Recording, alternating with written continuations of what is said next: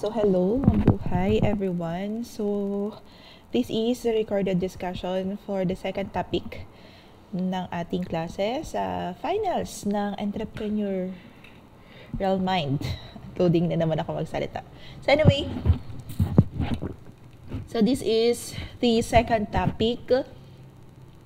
Okay, so dun sa una natin, dun sa first topic natin is entrepreneurial success. And the second one is entrepreneurial risk attitude. So in this topic, we will be going to understand the dynamic of risk in entrepreneurial journey. So anyway, ano nga ba yung tinasawag nating risk? So what is risk? So risk in the business world refers to the potential of loss or undesirable outcomes, especially for entrepreneurs seeking highly profitable ventures. So it's an inherent part of innovation and growth, but understanding and managing is the key. So risk attitudes in the way around, or in the other hand, describes the individual's subjective perception and mental state towards uncertainties and decision making. So these attitudes are often personal, not always backed by objectives, or not literally, minsan hindi siya pasok doon sa goals natin or out of the box yung decisions natin. Like hindi siya in line doon sa vision natin or medyo taliwas na doon sa objectives or doon sa goals ng business natin. So that is risk. Okay. So these attitudes are often personal, ayan, and vary significantly from person to person. So sometimes when we say taking a risk, so personally as a person, when we say a risk is taking that path without knowing kung it's either positive man yung magiging outcome or negative yung magiging outcome niya. So that is risk taking, right? So in what particular moment kaya ng buhay ninyo or in what particular events or situations nag-take kayo ng risk at gaano kabigat yung pag-take nyo ng risk na yon? Okay, so as entrepreneur, it is very much important for us in taking a risk, starting a business, opening, thinking that business is already a risk-taking, no? So, ibig sabihin, when we are as an entrepreneur, when we say risk-taking, it is the fundamental of our business minded thinking. Ayan. So, fundamental to entrepreneurship. So, this involves identifying, evaluating, and strategically pursuing opportunities that can build or grow business despite of potential losses. So, it's either magiging busy man tayo, kulang man yung budget natin, wala man tayong fund, or whether hindi pa natin, kahit sabihin natin, dapat positive, dapat meron tayo, maganda yung plan natin para maliiwasan natin yung losses. But, alalahanin natin, in business, tawag dito, uncertain or unpredictable yung mga possibilities na pwede nating mangyari or pwedeng mangyari. Ayan, doon sa businesses natin. So, as Knight suggested that in measuring the probability, ayan, if successful entrepreneurs excel at measuring probability of future outcomes, distinguishing risk and uncertainty where outcomes are harder to protect. But, alalahanin natin that in some other learnings or in some other researches, the more we are into risk-taking, the more we are positive on the outcome na pwedeng mangyari doon sa business natin. So also, as a risk taker, so it is a process of leveraging potential opportunities and possible strategies to drive business growth. So understanding that both success and loss are possible outcome of our business. So let's say, for example, when you enrolled in hospitality management, that is considered as risk taking. You don't know or you did not plan in failing, right? Hindi natin plinano. Sino ba yung nagplano na mag-enroll tapos ibabagsak lang niya yung subject, right? So that is considered as risk-taking. Kung yung hindi mo alam kung ano yung mga possibilities, the opportunities, kung ano yung mga possible na pwede natin gawin, that is considered as risk-taking. So, sana clear sa atin. That in everything you do, ayan, in every hard decisions na hindi natin alam, whether positive, negative, ayan, yung pagtitake nyo ng examination, every term, that is risk-taking. Bakit? Lalo na doon sa mga estudyante na hindi nagre-review. Bakit? Papasaman o hindi. Diba? Whether papasa or hindi. That is risk-taking. Yung pangongopya, diba? Dun sa katabi, that is considered as risk-taking. Bakit? Hindi ko kasi alam kung mahuhuli ako ni ma'am, mamaynasan ba niya ako, o hindi niya ako mahuhuli. So that is considered as risk-taking. So in everything that we do, it involves taking a risk. Okay. So, how do we measure? Ayan, measuring risk attitudes in the business. So, understanding risk attitudes is crucial for investors and project managers to navigate uncertainties and tailor strategies effectively. So, number one, so in measuring risk attitudes in business, so we must inform the project management, right? So, helps project managers understand stakeholders' risk perceptions to select appropriate risk management techniques. Kung ano ba yung strategies natin. Are we going to risk those particular investments or hindi muna? Ayan, projecting what will happen. Although, sabi natin, ma'am, sabi mo, risk-taking is not always hindi na pro-project kung ano yung magiging outcome. Yes, but paano? Okay? Pero alalahanin natin that in business, when we are doing a decision making, it is very much important for us to have a plan. Okay? And also, in measuring risk attitudes, it is crucial for balancing extreme risk attitudes, ensuring decisions are well-rounded and not swayed by excessive caution or dahil lang sa trip natin or dahil lang sa persuade ka ng mga kasama natin. Okay? So, also, we have here the methods of measuring risk attitudes. So, first one, what are the methods in involving or knowing, ayan, yung inclination kung kailan tayo magti-take ng risk. Number one, self-assessment. Gaano ka kadalas mabudol? Ayan, gaano ba tayo, ano yung perception mo in taking a risk? Okay? So you should reflect on your own behavior, on your own feelings toward risk. Ayan. And second one is having a self-confidence. Whether loss man yan or success man yan, kikita man yan o hindi. So, gaano ka ka-confident dun sa magiging outcome na kailangan resilient pa rin tayo after what will happen. Diba? So, believes in one's ability to navigate uncertain situations, assessed by willingness to take a risky task or assertiveness in decision-making, and self-knowledge, understanding one's risk preference and your tolerance through introspection and past experiences and considering comfort level with risk. So, for example, taking a risk. So, for example, nung nakaraan, nag-take ka na naman ng risk, nag-invest ka na naman, na fail. Ano ang ginawa mo? Nag-inom, nag-unwind, mas lalo pang nawala yung, yung capital natin. So, ibig sabihin, in that particular situation, according to your past experience, medyo mahina tayo doon sa tolerance natin ng risk. Tama?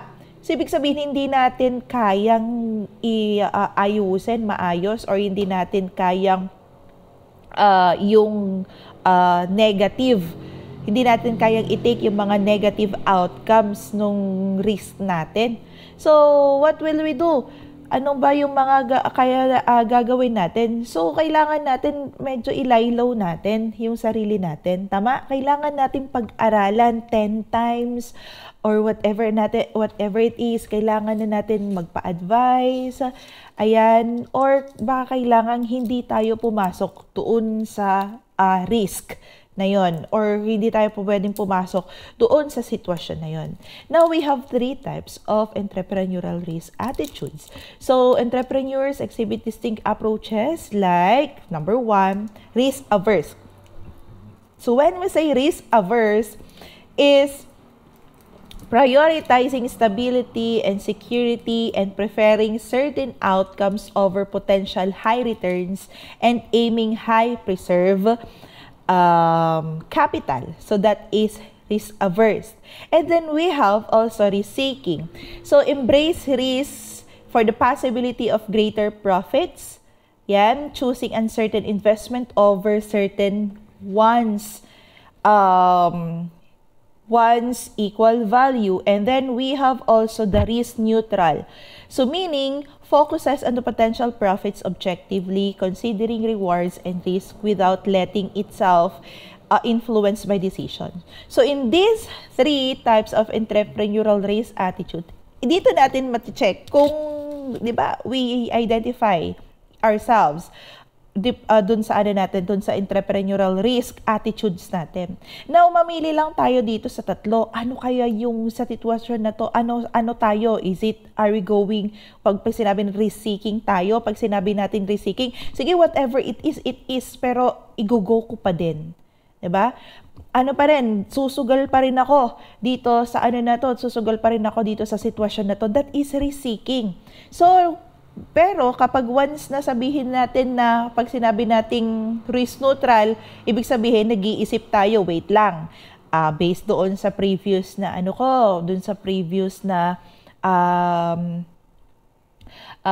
previous experience ko, ito yung nangyari eh. Ano kaya yung pwede kong gawin? 'Di ba? Baka pwedeng munang 50-50 lang ako ngayon. 'Di ba?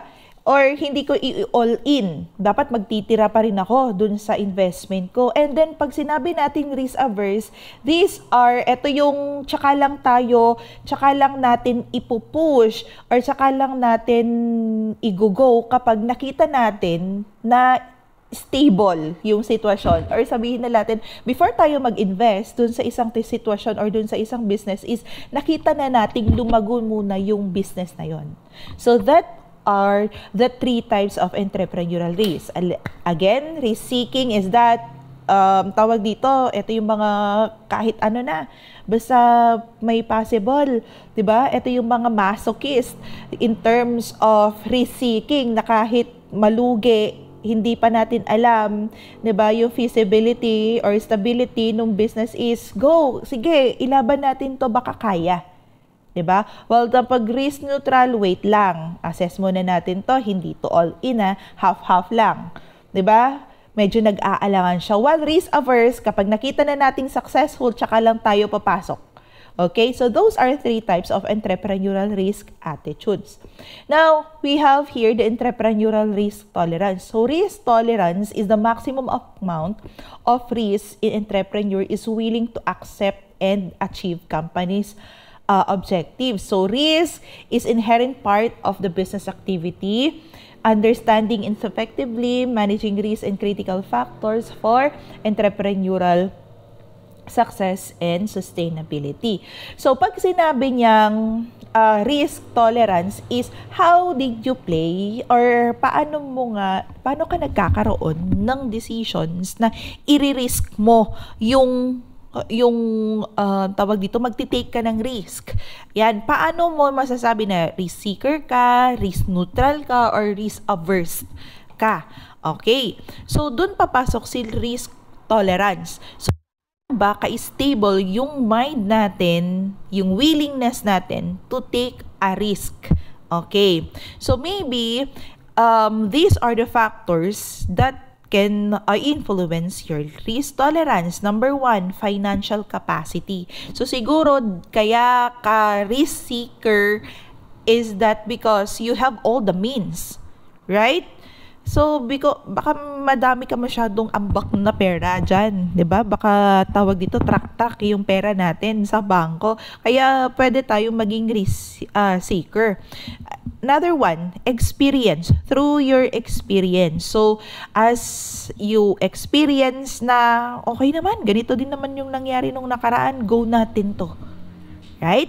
And the market condition. So maybe kaya ka siguro risk averse is alam na natin na merong something doon sa economy natin. Medyo mataas yung tawag dito, mataas yung supply. So, ibig sabihin, medyo mahina yung benta natin. So, maybe in that, hindi tayo pwedeng tawag dito, pwedeng go lang ng go. Okay? So, those are the influencing factors in risk tolerance. So, next, in taking a risk, alalahanin natin, sabi ko nga kanina, in risking, there is always, tawag dito, walang kasiguraduhan. It's either a positive or a negative yung mangyayari. It's either, tawag dito, it's either it's either success or losses ang mangyayari. Now, after doing that, after those, tawag dito, after those risk, sabihin na natin, based on your experience, na lost tayo, na based on your experience, nag-risk ka doon sa jowa mo, pinaglaban mo siya, pero lost pa din. Diba? Naghiwalay pa rin kayo. Lost pa din yon. So, anong nangyari? So, ibig sabihin, dun ma-challenge yung pagiging optimistic natin as a human, as a person, as an individual, or as entrepreneur. So, self-optimism is tendency to expect positive outcomes, and maintain hope and confidence na baka hindi pa ito. Diba? Baka hindi pa ito kasi yung para sa akin.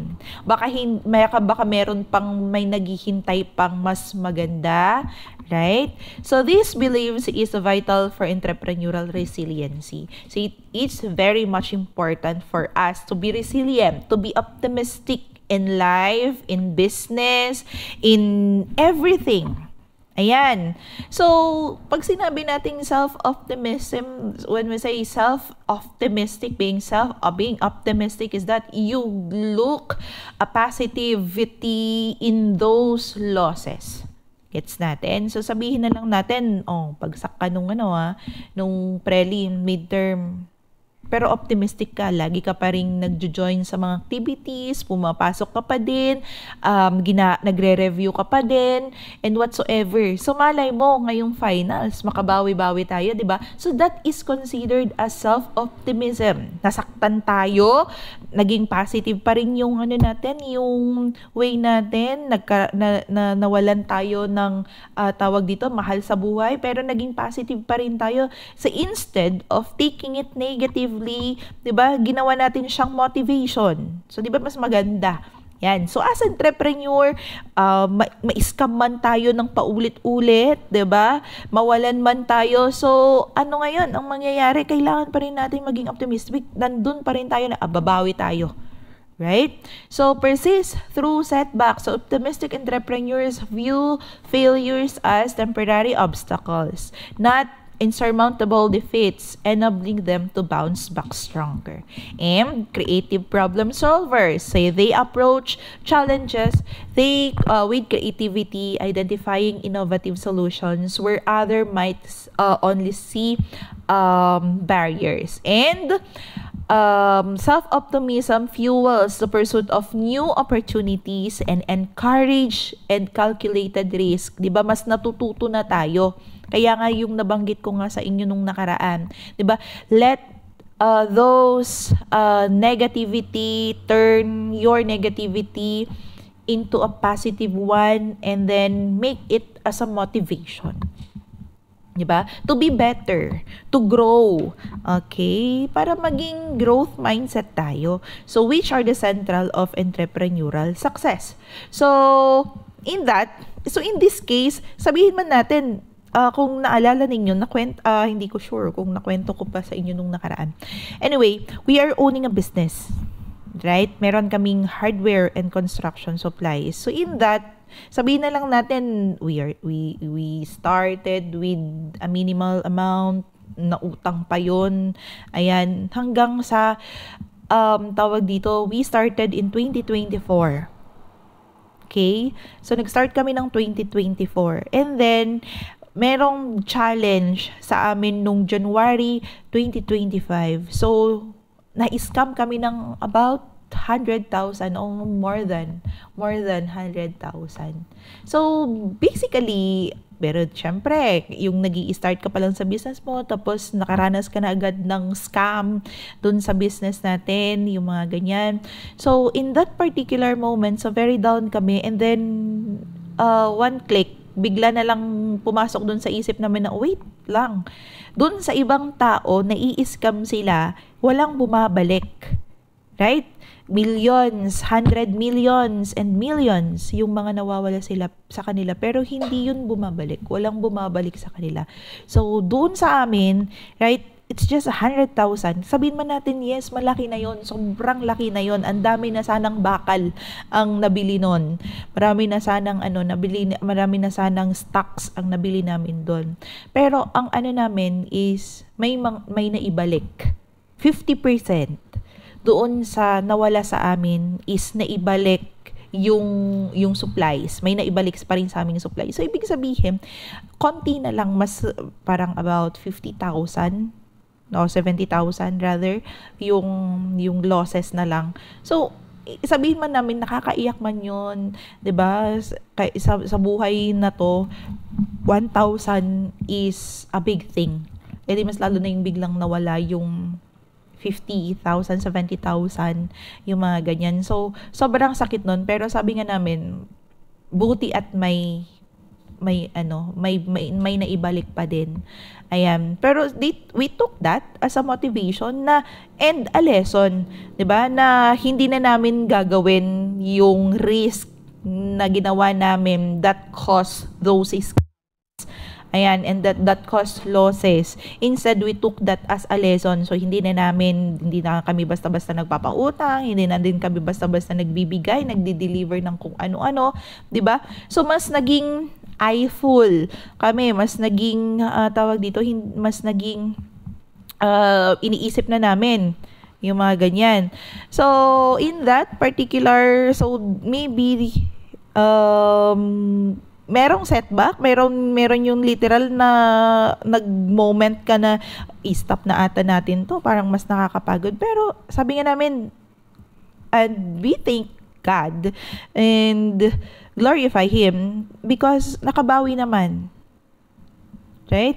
Tawag dito, sabi ko nga, in life, that is the lesson. Hindi lahat ng bagay or hindi lahat ng network natin is good yung network. Okay, kagaya ng previous discussion natin about networking, hindi porket kasama mo na siya, nakatrabaho mo na siya, is okay na siya sa iyo. So, we must build, of course, the strong relationship. So, doon, tawag dito, mas pinili kaming lokohin. So, ano ngayon yung mangyayari? Diba? So, siya yung nawalan din siya. So, anyway, so in that lesson, dun sa buhay is being still optimistic and resilient, na i-put up pa din, na nandun pa din, tawag dito, Hindi dahil doon sa nagkaroon kami ng losses is yun na yung mag-hold sa amin. So mas marami pa yung vision namin, yung goals namin in our business is stronger and bigger than those problems. So sana sa in life, so basically baka yung iba sa inyo ganon, 'di ba? Maybe yung mga reasons na sabihin na natin, nabanggit ko nga naman sa inyo nung nung una pa lang, I am not into or hindi ko nirerespeto yung sitwasyon ng bawat isa, but alalahanin natin na in everything that we do, it is our decision. Ayan. So, being optimistic, being resilient, by doing good, ayan, and being motivated in doing good is your choice in life. It is already a way that we have a growth mindset. Yan. Pakwento na naman ako. So, yan. So, growth in entrepreneurship. So, growth in entrepreneurship encompasses expanding a company's earning, ayan, market share, companies or customer base, geographic reach. So, kapag once na tayo, kapag once na meron na tayong dumadami na yung stocks natin, nagkakaroon na tayo ng sales, medyo natawag dito, napapalago na natin yung business natin, nagkakaroon na tayo ng branch, that is considered as growth in our business. Sustainable growth is a goal and leading to increased ability, recognition, and long-term success. So pag sinabi nating sustainable growth is that yung growth natin ay tuloy-tuloy. Although sabihin natin in business, it is just like playing money. 'Di ba? In business, ganun lang talaga 'yon. Kailangan lang nating laruin yung sitwasyon, pag-aralan yung sitwasyon. But when we say sustainable growth is that tawag dito, kailangan hindi tayo maging or hindi tayo pwedeng maging confident lang doon sa sitwasyon na meron tayo ngayon. So, growth in business is continuous growth. You as a person, you as an owner, and you as an employee. So, market expansion, strategic partners, scaling operation, ayan, product diversification, introducing new products, ayan, mas nakakilala ka na yung mga empleyado ng mga tao mo as tawag dito as a supplier or doon sa doon sa business natin, that is considered as growth. Okay? So, defining entrepreneurial success. So, success for the entrepreneur is deeply subjective. Sabi nga nila, hindi porket tawag dito malaki na yung malaki na yung sinasahod natin na pera ay success na tayo. Ayan, or success or sumakses na tayo sa extending beyond financial gains, or include achieving your goals, achieving your vision in life or vision in your business. Also societal impact. 'Di ba? Yung tipong hindi porket mayaman ka or hindi porket meron ka ng sasakyan or whatever, merong degree, doesn't define, hindi lang doon nag-i-stop yung success. Okay? It is all about impact. The impact, good impact towards other people and the personal fulfillment. Happiness is success. Alalahanin natin yon. Hindi man tayo makabili pa ng bahay ngayon, hindi man tayo makabili ng iPhone ngayon, hindi man tayo makabili ng bagong sapatos ngayon. As long as you are happy and you're doing good, as long as you have growth, ayan, growth mindset, that is considered as success. 'Di ba? When you compare or when you are measuring success, try to compare yourself 10 years back. Doon natin ma-measure na, ay, umokay na pala yung sitwasyon ko kaysa dati. So that is considered as success. So factors contributing success: innovation, adaptability, and leadership, and customer satisfactions. So once that people around you are satisfied with the services, with the product that you are offering, ibig sabihin, you are successful. Right? when you expand your business, when you innovate your products, when you adopt new strategies, new tawag dito, foundational strategies, yung mga ganyan. So, ibig sabihin, that is considered as success.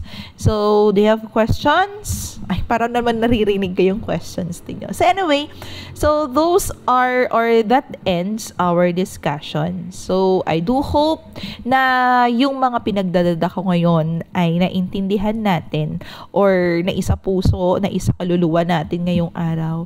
So, yun naman yung success para sa akin. So, it's not for you yung hindi porket mataas yung nakuha mo sa examination ay hindi yun ang success para sa akin. Okay, as your instructor, my success is being you a successful human being. Not only in your career, but in your life, as a person. So that's the end of our discussion. Thank you very much for listening and mabuhay.